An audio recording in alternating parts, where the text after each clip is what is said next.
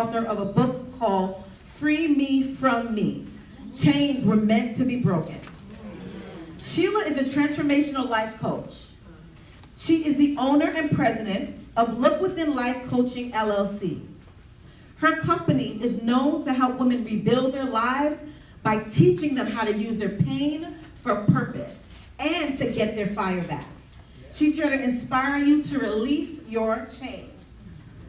Prayer was her cushion as she looked to the hills for help to get out of many of her valleys.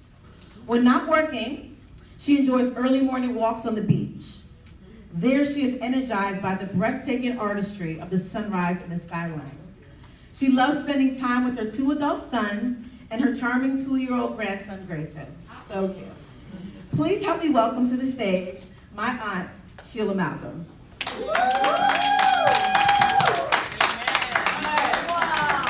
Thank you, Lisa. Thank you, everyone.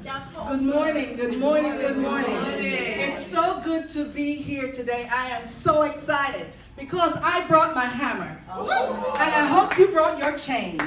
Because God is getting ready to do a great thing for you and for me. And I found the hammer while I was in his presence. And I promise you, you will find your hammer in his presence. Chains were meant to be broken. They were never meant to hold you. They were never meant to keep you. They were meant to be broken. But you cannot break your chains. Only God can. And the only time that your chains can be broken is when you get into his presence. I asked you today, did you come with your chains? And if you didn't, I know you will find one as I speak and as I share. And I want you to know that only God can break your chains. I'm excited to be here because my life is not a bed of potatoes. It's not wrapped up with a nice little bow on it. It has some pitfalls and it had some valleys. And I'm here to tell you that God did an amazing job. And I'm no longer happy. I'm no longer happy. I am joyful. Because joy says I can be anything who I am, wherever I am, no matter the storm. Happy says, if I get a house, I'll be happy. But that's temporary. Happiness says, if I get a car or a new man, I'll be happy. But that's temporary. But joy says, no matter what.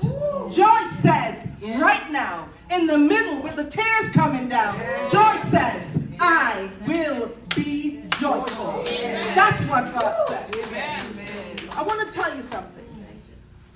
I wasn't always joyful. My story is not pretty. But for the presence of God. Many of you are from the Caribbean. I spoke to a few of you, like Barbara and Faye, this morning, and I want to let you know that I recognize your heart because you're from an island. I'm from Jamaica, and we are kindred spirits. Yes, amen. But when I was very young, about 2 or so, both of my parents left to find a better life elsewhere. My dad came to America, and my mom, she went to the Cayman Islands and the Bahamas trying to find a better life. And they left me with my grandmother to be raised. My grandmother, I love her. I thank God for her and the foundation that she left for me. Amen. But as I was growing with my grandmother and I got into the teenage years, I wanted to know what was my purpose, who I am, what is it that God wanted me to do.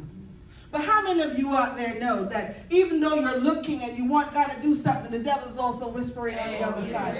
How many of you know that?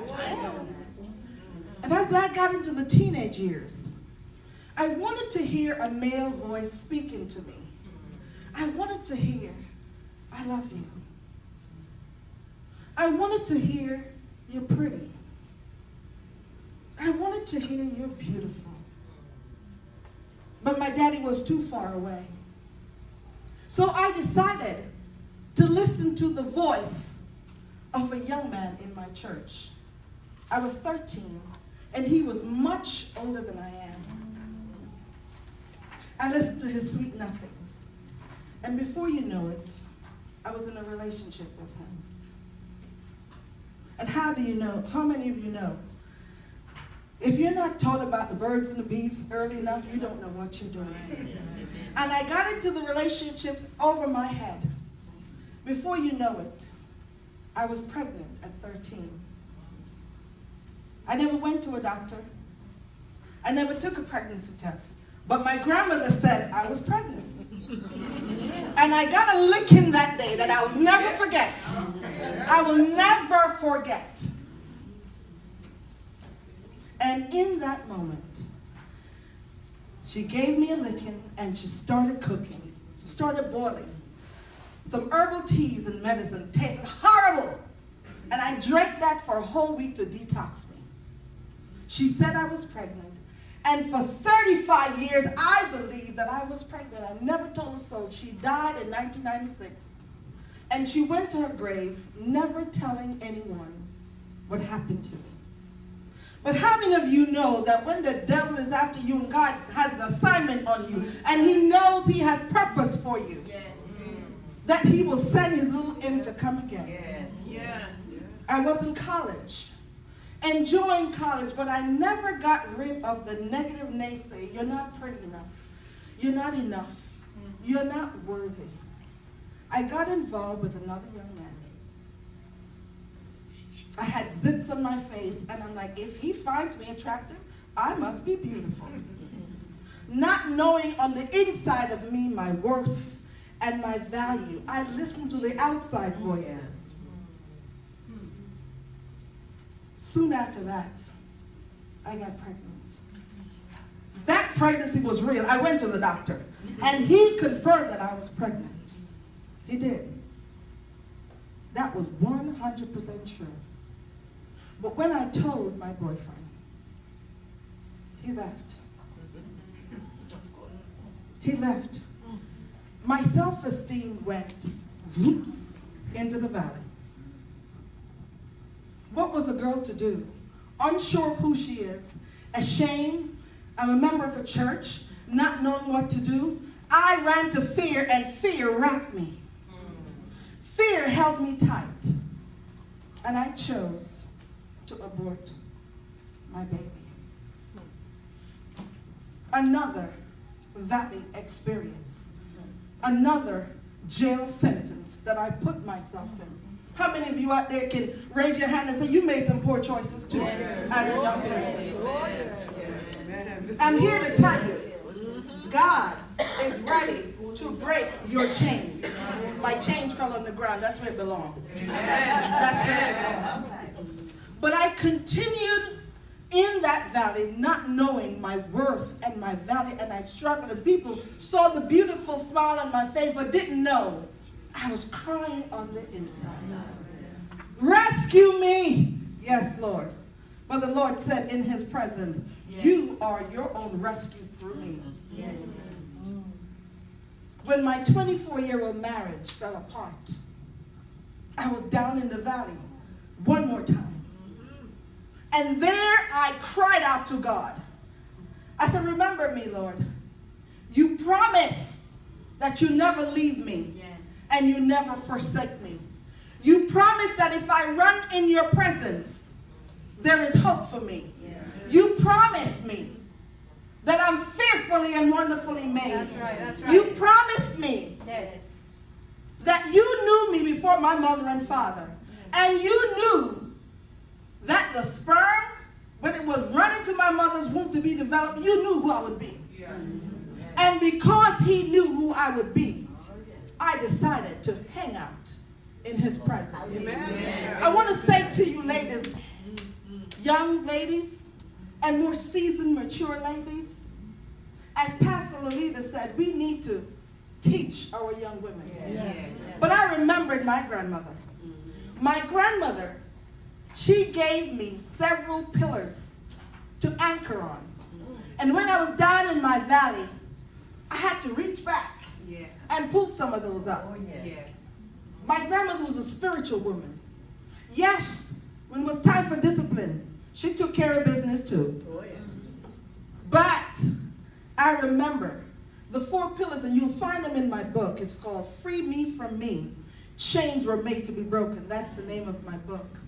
And the 4 pillars in there, they're compassion, resilience, service, and leadership. Compassion.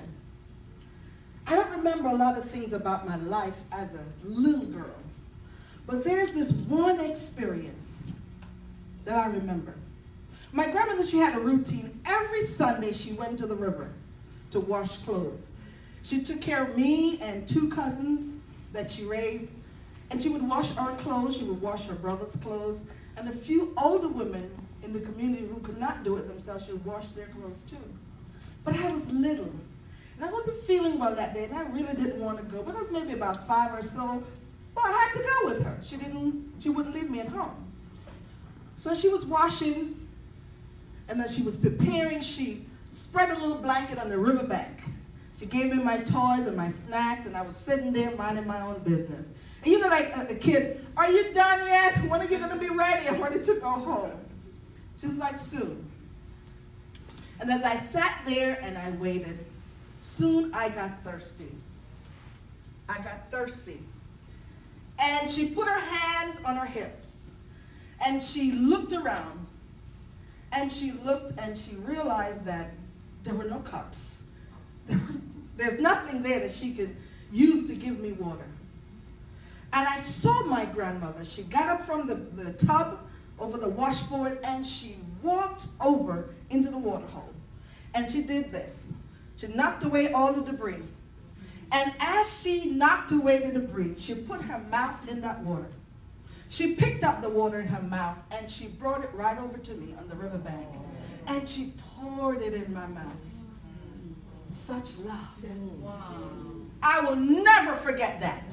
Like I said, I don't remember a lot of things about my childhood, but that experience will never leave me. Yes. And as I was in my valley, I remembered her compassion. And that reminded me that I came from good stock. Oh, yes. I came from good source. Yes. And her resilience, she wore resilience every day. I don't know how she did it, but I knew she did it. And I knew God put me with her because he wanted me to learn it. She didn't say a lot, she did a lot, and he caused me to pick up on those things and learn them. Yes. Her resilience. She was saving to build a house. And you know, she didn't want to go to the bank all the time because you know, in the island the bank is far away. So she hid it under the belly of the Singer sewing machine. And I don't know who was watching or who knew. But somebody found out that she had a stash. And one day someone came and stole it. And she called me and my 2 cousins in the room, and she tried to find out exactly what happened. Did we have company at the house? Who was here? She wanted the whole story. And we said, Grandma, we didn't do it. None of her friends did it. And she knew. And she went down on her knees and she started praying. She got into God's presence because she knew God knew who it was.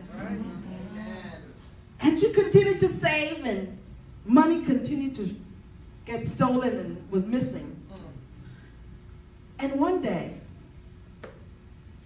a family member was visiting unannounced. And when he showed up at the house, he saw somebody, another relative, in the house.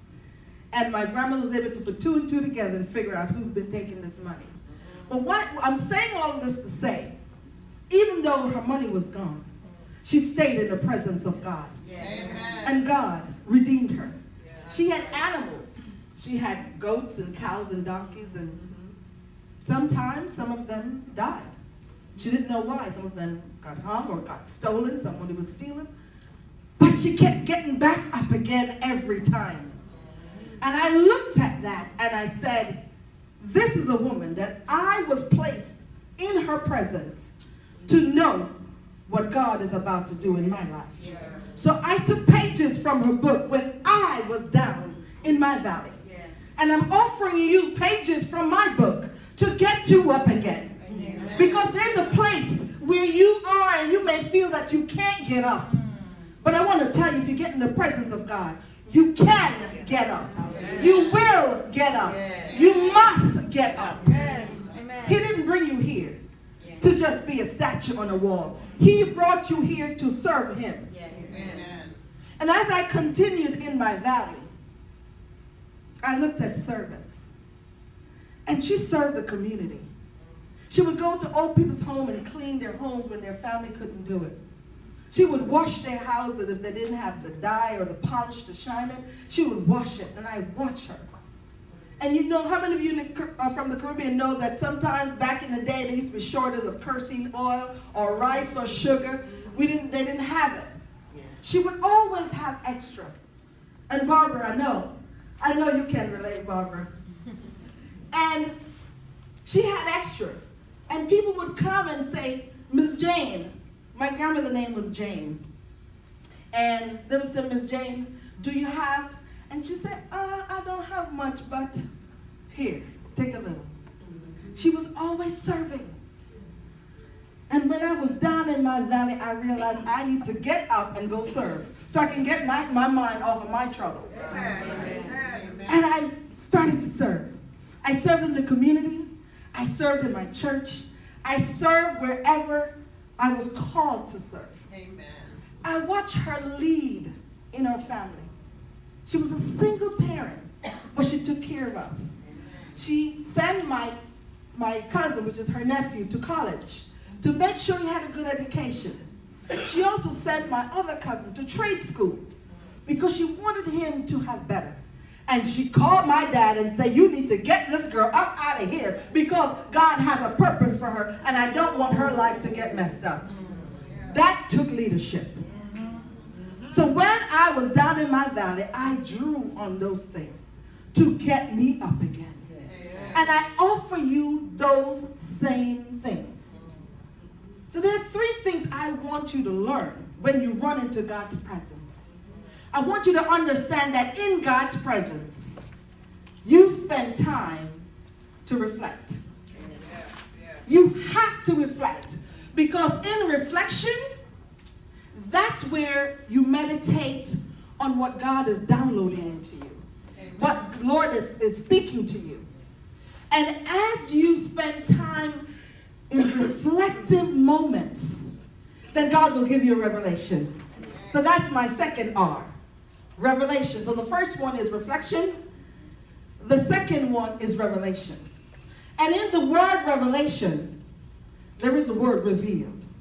And God will reveal to you the things that you need when you are down in the valley to get back up again. But if you don't run into his presence, if you don't walk into his presence, if you don't crawl into his presence, you got to get there. So if you got to run, you run. If you got to walk, you walk. But if you got to crawl, be like the turtle and take your time. But get there. It is important for us to get in God's presence because in God's presence, your chains will be broken. You will become who he has called you to be. And my third R is resilience. And resilience is one of the pillars in my book. I saw my grandmother get back up again over and over and over. And I said, I am a fruit from that tree. I am a chip off that block. And I must get up. But I had to run to God. I had to get in God's presence. And as I was in God's presence, I remembered one Sunday my grandmother, she went to a funeral. And she thought she was all this and that. And she got on a motorcycle to go to the funeral. And she was coming back. And as she was coming back, you know all the potholes in the islands. The motorcycle fell in a pothole. And as the motorcycle fell in a pothole, her foot slipped off the little thing on the back, and the Achilles tendon got caught in the spokes, and it got cut. No. My grandmother came home. I looked at it and I passed out. And I was like, oh my God. But over the next few months as she was healing, I saw her get down on her hands and her feet, and I saw her, she kept walking, she kept cooking, she kept cleaning, she kept moving. And I said, this woman, She has 9 lives. She kept getting back up again over and over and over again. And I knew that there's a message in her life for me. There's a message in her modeling these behaviors for me. Nothing stopped her. I said, why should I stop now? If my grandmother modeled these things for me, I need to be able to reach back, run to the God she went to. Yes, yes. Get in a place where God can download into me the things that I need to keep on going. The things that I need to keep on moving. Giving up was not in our DNA. And it's not in mine. So I hope today that you take a page from my book and know that you know that you know that giving up is not in your resume. You must get up again. We will not go through life easy. It's not going to be easy. And I want to share with you in Scripture. I want you to take a look with me over in Exodus 33. If you have your Bibles, I want you to get there. Exodus 33, verse 14. If you have your phones, I want you to pull it out and find Exodus 33, verse 14. I'll give you a second or two to find it. Exodus is the second book in the Bible. And I tell you, it was good hanging out with Grandma because there's a lot of things that she taught me, and I had to go back and find them in order to get back up again. And it says, Exodus 33:14, my presence will go with you, and I will give you rest. The rest that we need is not necessarily from our day-to-day.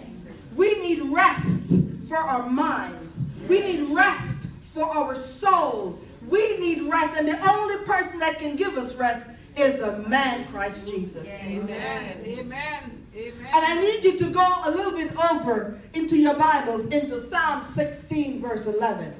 Psalm 16, verse 11.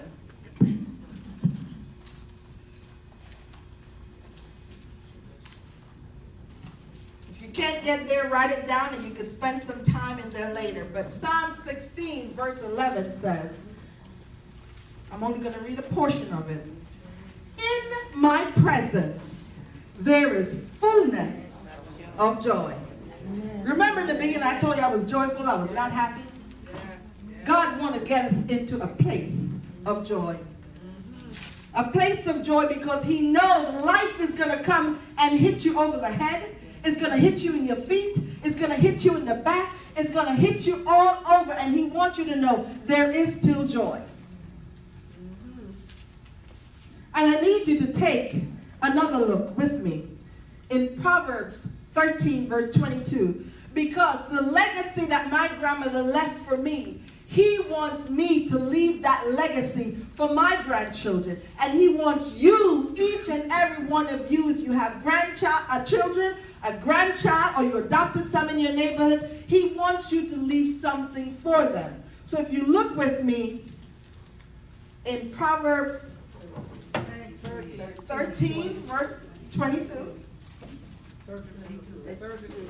Proverbs 13, verse 22, it says, a good man leaves an inheritance for his children's children. He's talking about those grandbabies. Those grandbabies, we need to leave something for them. And what I'm doing today is to leave a footprint for Grayson and all of my other grandchildren that will come. Amen. Silver and gold I have none yet, but that which I have I give thee. Yes, yes. That's right. So the legacy my grandmother left for me, the love, the compassion, the resilience, and the leadership, I want to leave that for my grandchildren. Yes. I want them to know that they came from good stock. I want them to know they had a grandmother who spent time in God's presence. Yes. I want them to know in their knowing to never give up. I want them to know that God is going to be with them in the midst of their storm. Yes. Amen. Amen. Many of us live down here in Florida. And we know that a hurricane comes through once in a while. And when we get the warning that it's coming, we put the things on the roof, we put board in the windows. We try to take care of everything in advance. But there's one thing that I love about Florida. You see a lot of palm trees around. Yes. And when that storm comes, watch the palm tree. The palm tree is just dancing. It's just dancing. And I love to dance. I love to dance. I get my energy from music. And as I watch that palm tree, when the wind blows, it will go to the right. Come right back up again. And the wind blows to the left. And it comes right back up again. I said, I want to be just like that palm tree. And you are just like that palm tree. God didn't give us this world to look at it and not get a lesson. He wants us to look at the stars and the moon and be excited about his presence. He wants us to look at the palm tree and understand that you too can get back up again. No matter what comes, when you go down in your valley, you can get back up again. I got up, you can get up, but you got to get in his presence. The devil will come with all kinds of stuff. All kinds of stuff. But my God has the hammer to break the chain. My God came with the hammer to break every chain in our lives. Everyone, not one, not two, every single one of them. But you got to get in his presence. And when you get in his presence, he's saying, be still and know. Be still and know. Don't call me. Don't call Sally Sue. Don't call Mary Jane. Be still and know. We've got to know who we serve. We've got to know that in his presence, chains are broken. But if you don't spend time reflecting to get a revelation, you will never get resilience. Resilience is something that's repeated over and over and over again. But you've got to get in God's presence. You've got to take his word, because his words are promises. When you go through that divorce, you got to know that you know God's with you. When you go through that illness, you got to know that you know. He said, I will live and not die. And you've got to say it out of your mouth. So many of us say, I'm not pretty enough. I'm not worthy. I am not skinny enough. I am not rich enough. God has said, enough. Let the weak say, I am strong. Not because you're strong already, but that's where you are aspiring to be. You got to speak out of your mouth that which you want to see. I wanted to be a best-selling author. This is my first book. I wanted it to be a bestseller. And I said it out of my mouth. And I said it to the God of this creation. I went to an event. And we were doing a breakout session. And the first person I met, I was introducing myself. She says, I help people to get their books to become bestseller. I said, yeah, God. Yeah, God. Lord, is that you? I know it's you. Because I spend time in his presence, I know when God speaks. I know when God speaks. And as she went on, she said, well, by the way, would you not like to be an international best-selling author? I said, I'll take that too. I'll definitely take that. And my book came out, and you are looking at the international best-selling author, my first book. That's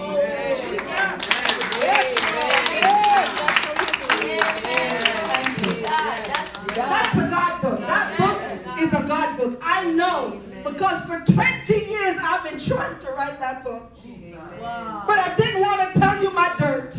I didn't want to tell you my story. I didn't want to tell you my valley. I didn't want to tell you my pain. I didn't want to tell you. I wanted you to just look at this beautiful girl and say, she looks pretty. She got it going on. But God said, because it's not about you, it's about me. It's not about you, Shelia, it's about me. I told my sons, when I was living in New Jersey, said, I want to go to your school and share with the young people and tell them, you know, how to change their lives. I said, my son Johnny said, Mom, I love you. But kids are transparent. They'll see right through you. So if you're not going to give them the whole dirt, don't say anything. I scrap up my paper and throw it in the garbage. And my book was never written. I picked up my pen over and over again because I wanted to dedicate the book to my grandmother, this beautiful woman. She had navy blue eyes and one dimple. And I sat in her lap and I would play with her face when I was a child. And I just wanted that one dimple to come on my face. She was a joy to be around. She loved to dance, and I loved to dance too. She was just joyful. Yes, yes. She was helpful, she was kind, she was loving, but she always knew when to be serious. Yes. And I knew that God put me in her life for a reason. And over again, I look back at my grandmother. She passed away in 1996. God rest her soul. And I know that I can draw from the experiences that she left with me to pass on to my children. And I have an activity or two I want you to practice before we leave here, so that you can get into your knowing of knowing that your God is waiting for you. Whether it's in your kitchen, with an apron over your head where you just need your me time, or you can go on the beach and walk, or you can find a quiet place somewhere under a tree. God is waiting for you right there. He wants you to come into his presence. He's not going to push himself on you. He is waiting for you to cry out to him. He's waiting for you to call on the name of the Lord. When you call him, he come running like, yes? Did you call? Just like our children, when they're calling, Mom, Mom, Mom, you answered. Amen. God wants us to call on him. And that's what I had to do. I had to get in his presence to break the chains over my life. Amen. And I found freedom because now I can talk about my stuff and I don't feel bad because here it is. God replaced what the locusts have eaten. God has replaced what the locusts have eaten. And that's found in Joel 2, verse 25. God will repay you, he will repay us for the years that the cankerworms and the locusts have eaten. And we have got to know that everything that we've been through is for a reason. Yes. Everything. Yes, Lord. Not just the pretty things. Yes, Lord. The ugly stuff too. That's right. That's right. And I remember one time when I shared this story to a young woman, she had told me that she wanted to commit suicide, and I thought this was an opportunity to share my mistakes with her and just help her to be encouraged. And I told her, and when she got out of her slump, that place, that valley where she was in, she went and she repeated my story. She add pieces and she take out pieces and just really made a mess of the whole thing. And I drew into my shell like a turtle and I said, I will never speak about it again. And God said, okay, you're God, huh? I'm the little G God in my life. But I didn't know exactly what he had planned for me. And we have to go in God's presence to get him to download in us the things that he has called us to do. I mentor women like Pastor Lolita said. You have to find people to mentor, to pass on your legacy. The gifts that you have is not just for you. It's to help other people, especially the younger generation. The children need it. If you can go into schools, I know here in Florida they're dying to have people come into the schools to volunteer and to teach the young people. Your life experience is worth a lot. Amen. You may not be able to write a book, and I wish you would, because it's written down so somebody can read it 10, 15 years after you're no longer here. But if you don't get to do that, write a journal. Use a journal. Amen. It doesn't have to be fancy. It can be just a book. Write it down so you leave something for those who are coming behind you. They need to know how you got over. They need to know how you got through. They need to know when they're in the valley, where is the hammer? The hammer is with God. They need to know that. But if you don't write it down, if you don't share it, if you don't speak it out of your mouth, they will never know it. I saw this little book the other day. I said, finally, God, I'm fierce. I used to be afraid. I used to be fearful. But I'm on a mission now for God. I said, use me wherever you call me. And God, I told my sons, I have 2 sons, I told them that God gave me you so I can practice. He gave me you so I can practice on you. And they are such great supporters. When I was launching my book, I called my oldest son, John, and I said, I'm getting ready to put on Facebook my whole business, my whole story is going to be out there. He said, Mom, you got to do this. I'm like, okay, I'm afraid. He said, Mom, you got to do this. And I hit the send. I'm like, oh my God. I'm waiting for all the backlash and everything coming in. But I tell you, all that came in was people saying, I wish I knew this before. Wow. I went to a seminar to get my certification. I was trained by John Maxwell. And I was in front of a group, about 60 plus people. And while I was in front of the group, before we got in the group, the session was called marketing. I thought it was a marketing session to learn marketing skills. I'm like, okay, I'm an entrepreneur in the making. I can learn some marketing skills. So I went in there, and the first question was, what is your gremlin? I'm like, I don't have no gremlin. And I dwelled on this question, what is your gremlin? What is your gremlin? And I knew what my gremlin was, but I didn't want to write it down, and the tears kept coming down, and I was bawling and crying. And I'm like, I'm not going to say what my gremlin is. Usually a gremlin is that thing that's holding you back. That thing that's getting in your way. That thing that is stopping you from becoming who you know God has called you to be. That is that thing. And I knew was the secret of my abortion. That was what's holding me. Because I was afraid that when people find out, especially a church girl, they're going to be God in my life. They're going to tell me what I shoulda, coulda, woulda, and tell me all kind of stuff. And I didn't want to hear it. But I knew that God was calling me out of that place. And when the presenter asked who wants to share, my hand went up, and I was like, oh God, I didn't want to do that. Did you put my hand up? I did not want to do that. So I went to the front of the room, and I'm trying to share my story, and I'm bawling, and I'm crying, and I'm falling apart. And God had a pastor in the audience. And he came up, and he stood beside me as support. And he prayed with me. And I shared my story through the tears and the crying and everything, and I got through it. And then the presenter called for a break, and I was like, oh, thank God, I need to get my act together. I need to get myself together. And as I walked to the bathroom, I was washing my hands at the sink, and a woman came over to me, and she said, I was raped by a doctor. I never told anyone. Another woman came over, and she said, I too had a similar situation like you did. Thank you for being brave enough to share. Another woman said, I have been cutting my hands, my wrists over and over again, looking for relief because I was molested over and over again from a young age, from a little child. And I knew God let me share to let them know they weren't alone.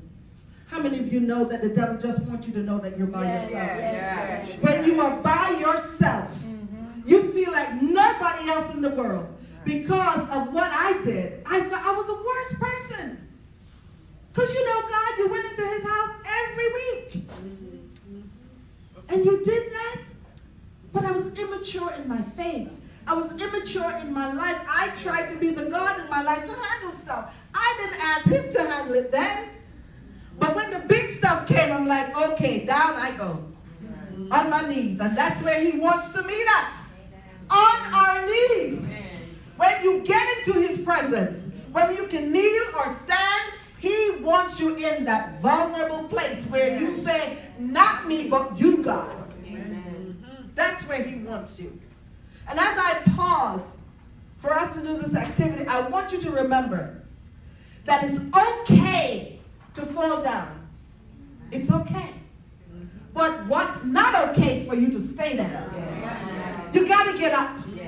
Because there are people waiting on you. There are people waiting on your voice, on your gift, on your talent, on your purpose, on your mistake. They are waiting on you to get up. They need your voice so they can get up. So you have got to be vulnerable to share with them the mistakes and the poor choices. We're not perfect, but in him we are perfect. That's why Jesus died. Amen. He died so we can live for his purpose. So we got to run into his presence. In his presence there is joy. That's why I'm joyful. That's why you are joyful. And if you're not there yet, you can become joyful. Not happy, joyful. Relinquish happiness. Happiness is for the birds. Look for joy. Look for joy, because joy, you can be joyful in and in everything. You can find joy with your tears and all. There's what I practice every day with my journal. I write down 3 to 5 things that God has done for me. A gratitude journal. So today I want to hand out the cards, the index cards. So on the index card, I want you to write.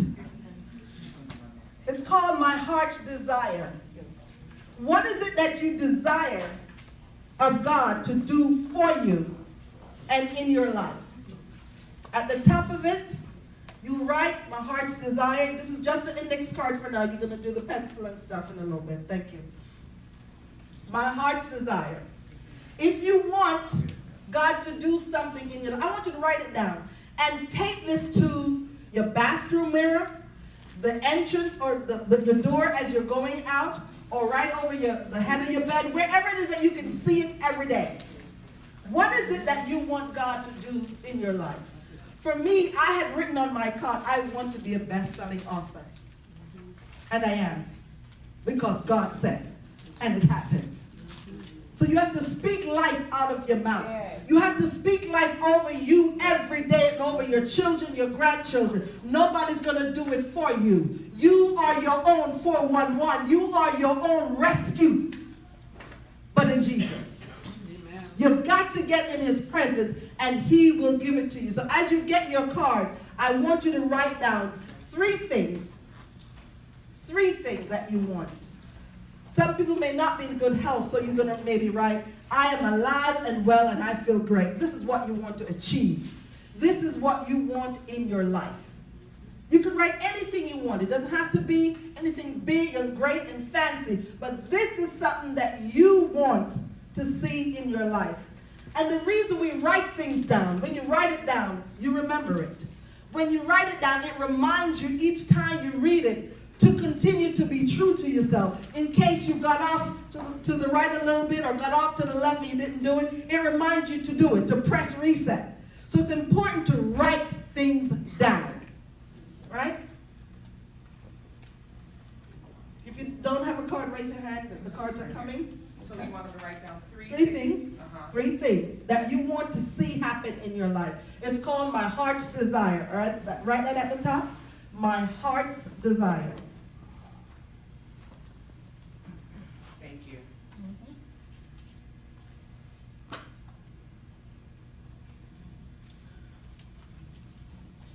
If you struggle with anger, if you struggle with fear, That's right. I need you to write down, I am calm and joyful. I am disciplined. In the name of Jesus. Whatever you struggle with, I want you to write what you want to see God do in your life. If you struggle with fear, I want you to say, I am bold. I am strong. Whatever word you want to use, you can use it. Just remember, whatever follows the I am, that's what you're calling to you. So if you want the change in your life, then I want you to be bold enough to write it down. The desires of your heart.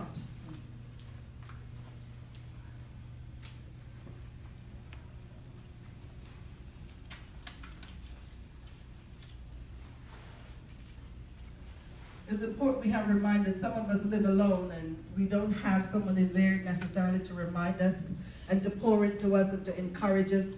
But like David, we have to encourage ourselves. We have to get into a place where we speak over our life.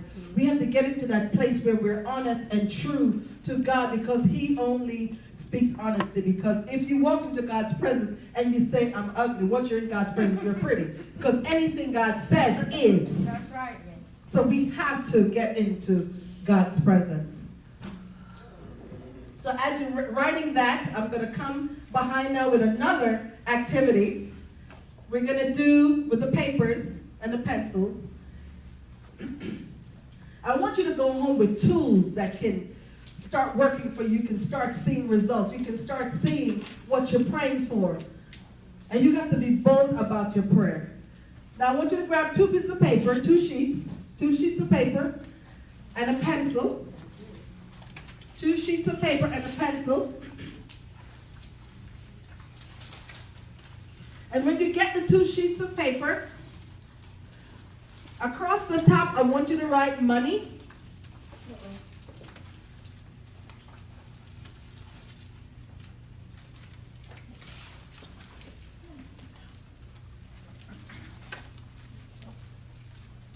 So as you're getting your little yellow sheets of paper, I want you to write at the top money. I know I'm giving you a lot to do. Take home, it's take home stuff. So we can reflect Yes, exactly. on what we learned. Exactly. It's about reflection. Amen. So as you get your yellow paper, I want you to write money at the top, and halfway down, I want you to write love and relationship. So the first piece of paper, you're going to write money at the top, and halfway down, I want you to write love and relationship.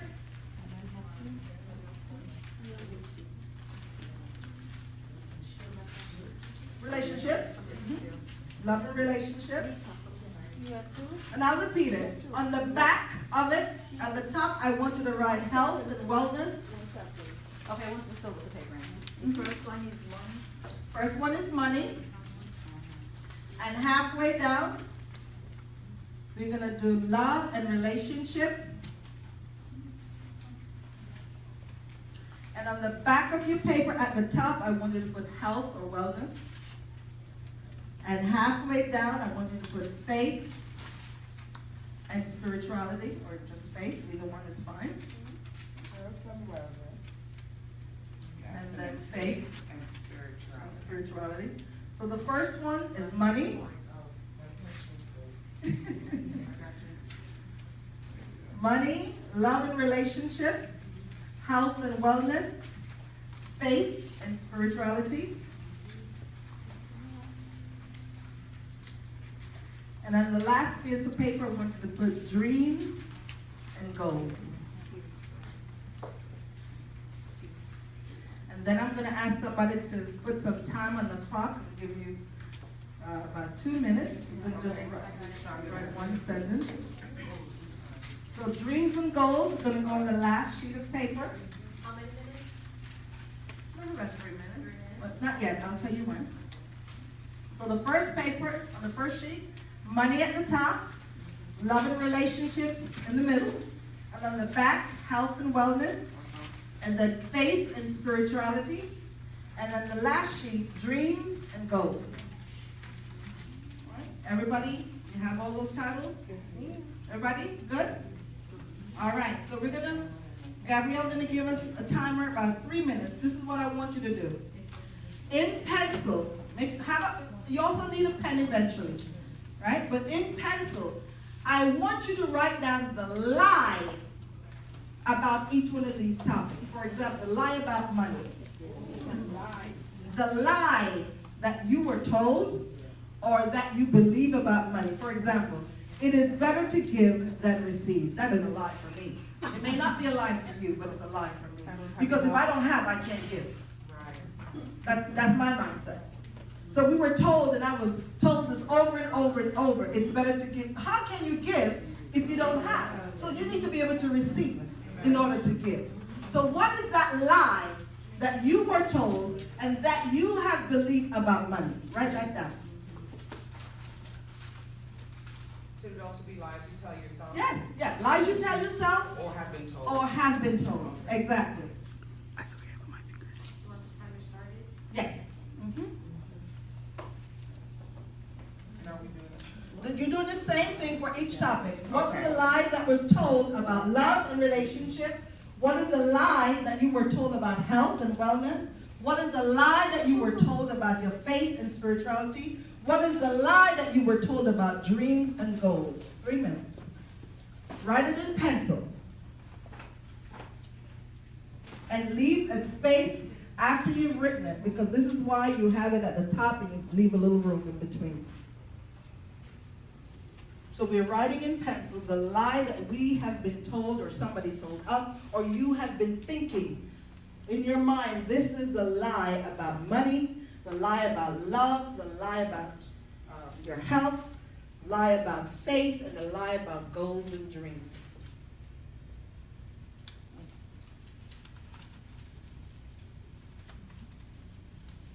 We are here to break the chain today on the lies that we've been told. And we are going to leave here knowing that in God's presence there is truth.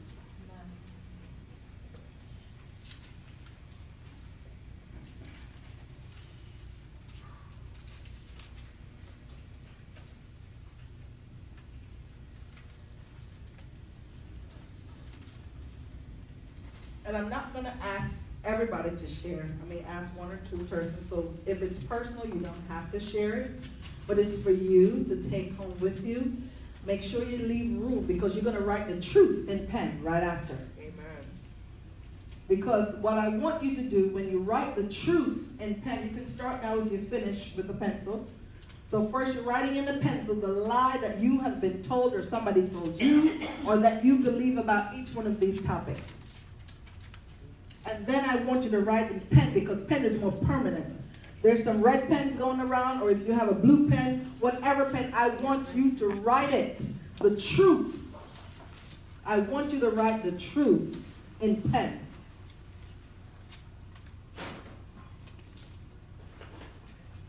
And what's going to happen is, when you get home, for the next 3 to 4 days, I want you to read the lie and then the truth, the lie and then the truth. And after 3 days, I want you to erase the lie. And for the next 5 days to the rest of your life, I want you to read that truth over and over and over in your life. Because I want this revelation that you have gotten today to help you build your resiliency muscle. Because too many of us tell ourselves lies that God does not want us to have these lies in our lives. Because He wants us to be better. He wants us to rise higher. But we need to get out of our own way. We need to tell ourselves the truth according to God. So we're writing the lies in pencil on each topic. And in pen, we're writing the truth that you know, that you have been told, that you have read in your Bible, or someone, a mentor in your life, told you this about yourself. That to say you are beautiful, you are strong, you are a chain breaker. I want you to write down in pen your truth.